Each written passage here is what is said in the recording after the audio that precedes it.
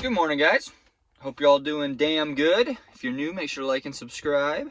I am excited today because some truck parts came last night and there's actually 2 more packages coming for the truck later today. So first things first, this little box. The best things come in small packages. Just give me a minute here to open it with my elbow. Hold on. Oh, there we go. There we go. All right. This little bad lady right here is a shift knob. So, factory shift knob has been on this thing since I got it. And it's been upside down since I got it. So basically, I'm going to take this off and I'm going to put this new ass cool shift knob that's kind of the same size roughly, but it's cooler and it's not upside down. So, yeah, I didn't realize this little thing just pops out, though. I probably could have just flipped that around. I don't care, because my new one's cooler. But yeah, so I got to take a screwdriver and pop this out, which I got to find where my screwdriver is. That's a cord. That's a pen. This is a flashlight to the unsuspecting eye, but it's a taser. All right, where is my damn screwdriver? All right, I think I left my flathead screwdriver inside. I'm gonna go get that. All right, I got the damn thing. Real quick, I don't think you guys give a damn, but funny story. Last night, woke up at like 3 in the morning. My girlfriend was like, "It smells weird in here," and I was like, "Yeah, it does." She woke me up from a really weird dream, so I'm kind of glad she woke me up because the dream was friggin' weird. But anyways, I went to walking around, and we didn't have power. And there's like some extension cords and stuff that we run, and so I switched things around, and I was like, yeah, I think some circuit blew there or something. And I was kind of up for like 20-30 minutes, and so was she, and she's walking around, and she goes into the other room to look at something, and I'm like, oh, and she's like, what? I was like, it's on fire. She's like, what do you mean it's on fire? And one of the plugs that went into an extension cord was just throwing flames everywhere. Obviously, it was an electrical fire, and there was nothing around it. It was just on concrete, so luckily it didn't spread. But it's freaking interesting seeing electrical fires, because they're all, like, blue and colorful and aggressive. But, I don't know, that was something interesting last night. But I got my screwdriver, so I'm going to try to get this thing off now. I don't really know how I'm supposed to. I'm supposed to, like, I need a better flathead than this, bro. I got it. Razor blade. Razor blade. Oh, you guys can see the other stuff too. Glowshift. That's what I'm installing next. Alright, I'm kind of scared I'm going to hurt myself. Oh no, I keep breaking it. I mean, that's alright because it's coming off, but that kind of sucks still. I didn't want to break it. I don't know how else I'm supposed to get it off though.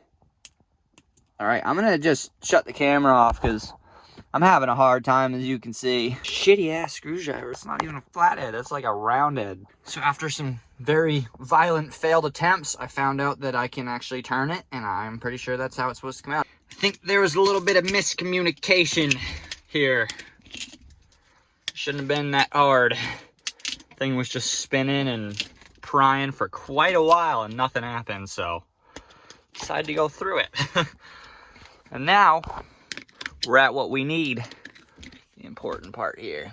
The goodies. The release nut. So yeah, in advance, if any of you guys are doing that, don't even waste your time trying to turn it or pull it. Take a hammer or something and just break the middle of it, go through it, and then once that's done, you can pull it out.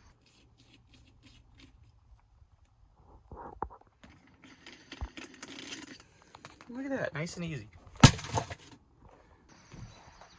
And there we go. Brand new shift knob. Nice and smooth and round, still black, but it looks cool and it says Cummins, because the truck actually does not say Cummins anywhere on it.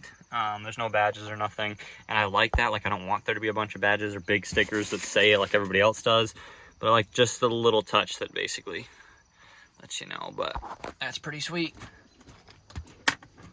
Dropping stuff, but that is dope. I like that a lot. Yes, sir. The exhaust brake's still right there. Perfect. Good to go. Now on to the big install.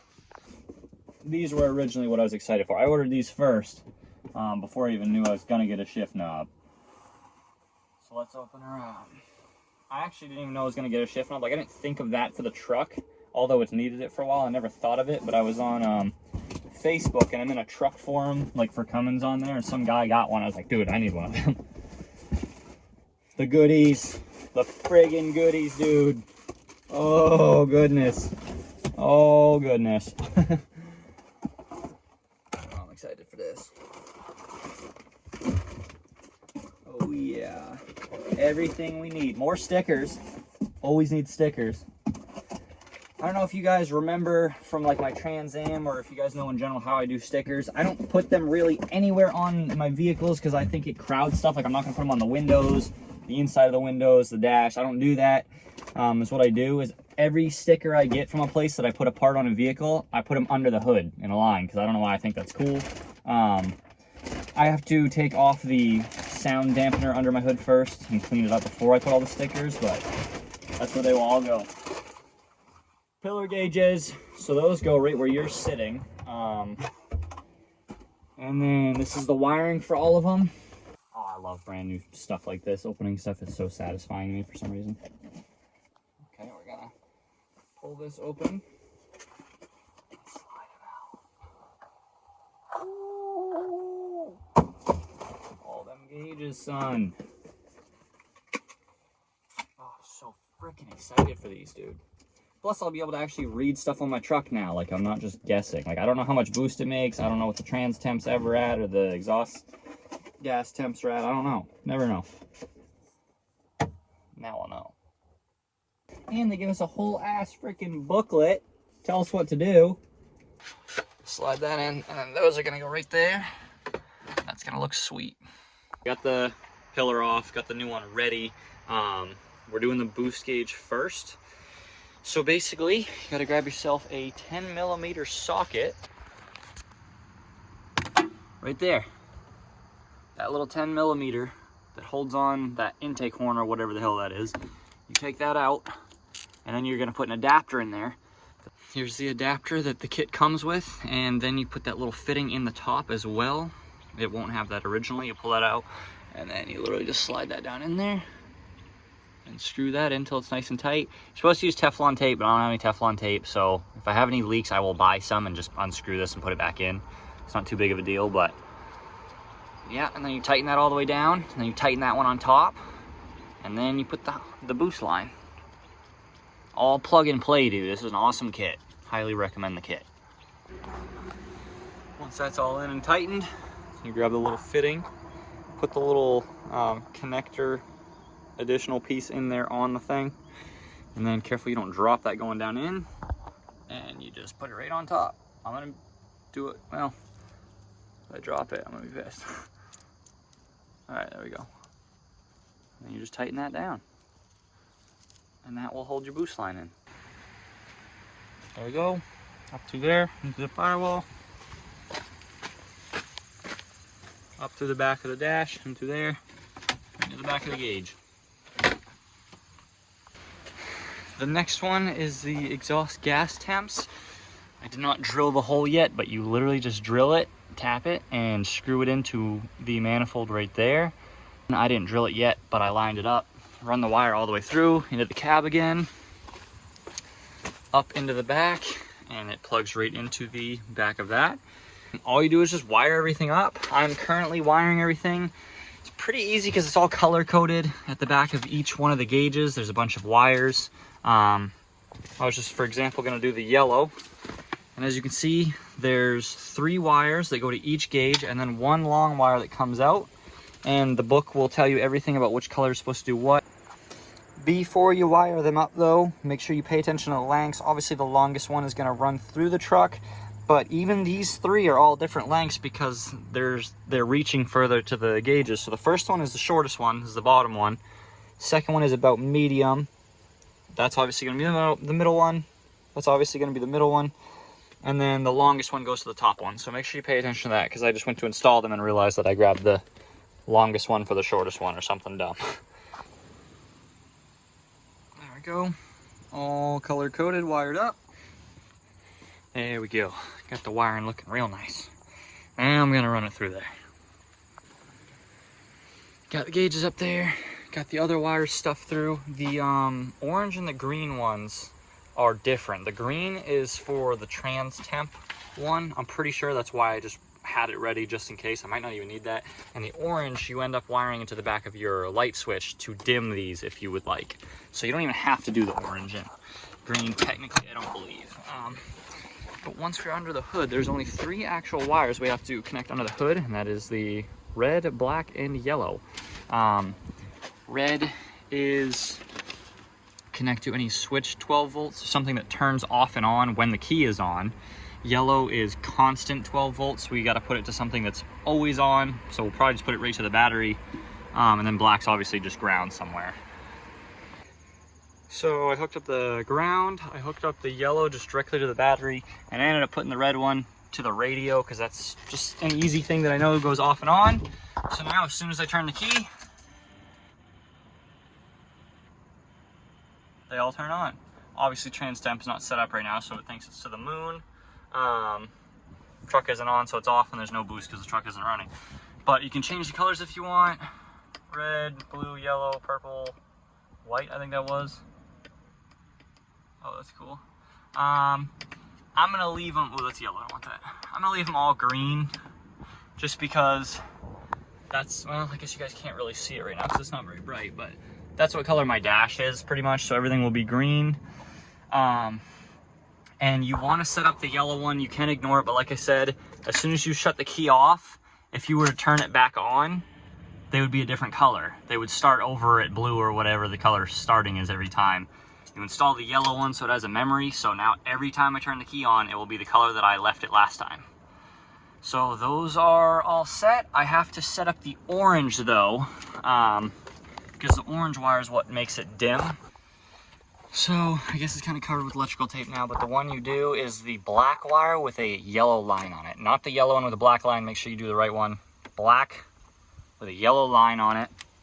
And basically that means I turn the key on, so now these are on, but as soon as I turn the lights on, the dash, like the, well, it's hard to tell right now with those, but anyways, I don't know how well you guys can see it on camera, but as soon as you turn the lights on in a vehicle, everything dims a little bit. And that's basically what they do now. They just dim a little. And lastly, to hold them in, you put this little pin thing in there in place of where the clip used to go.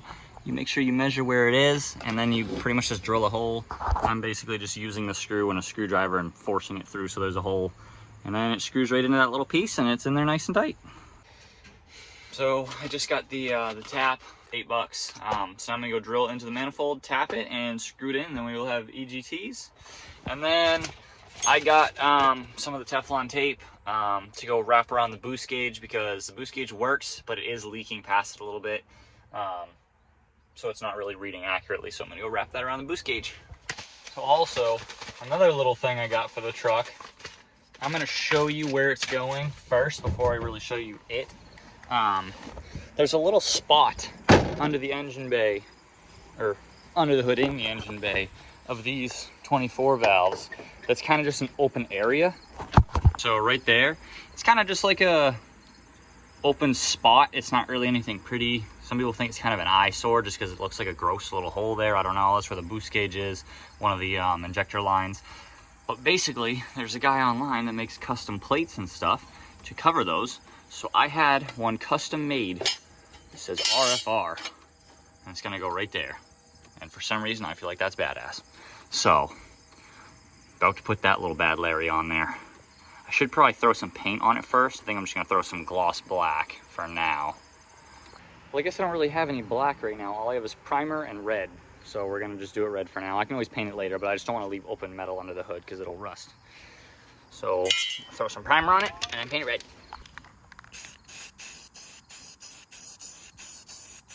If any of you guys are interested in getting one of those, it was made and sent by a guy named Kyle McCoon, I think. I don't know how to necessarily pronounce his last name. I think he's stationed out in Oklahoma, but I found him on Facebook, and it was wicked cheap to have him make that up.